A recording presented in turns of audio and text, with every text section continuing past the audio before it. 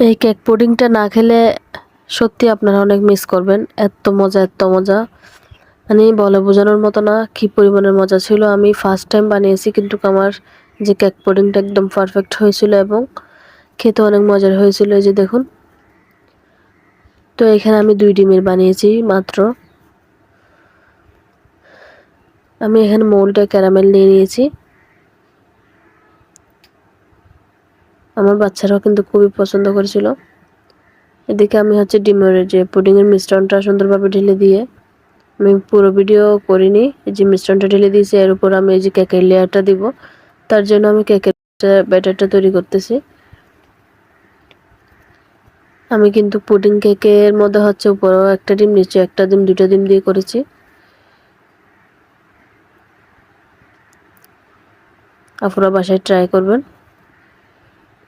তো আমি যেহেতু উপরের কেকটা চকলেট ফ্লেভারের করবো, তার জন্য একটু চকলেট সিরাপও দিয়ে দিয়েছি। যে আমার কেকের ব্যাটারটা করা হয়ে গিয়েছে।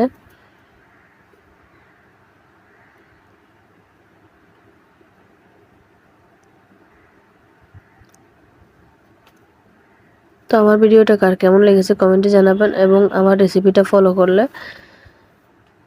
আপনারা এভাবে একটা মজাদার কেক পুডিং বানিয়ে ফেলতে পারেন।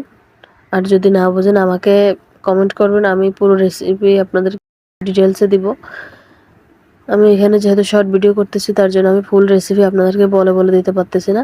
আমি কেকের ব্যাটারটা দিয়ে চুলায় বসিয়ে দিয়েছি, একটা শক্ত ঢাকনা দিয়ে। এরপর আমি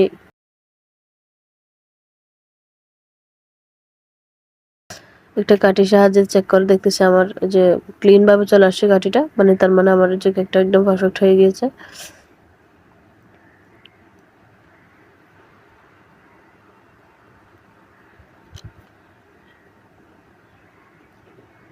এই যে দেখুন, মাশাআল্লাহ কি সুন্দরভাবে হয়ে গেছে আমার কেক পুডিং। একদম নরম তুলতুলে মুলতুলে হয়েছিল।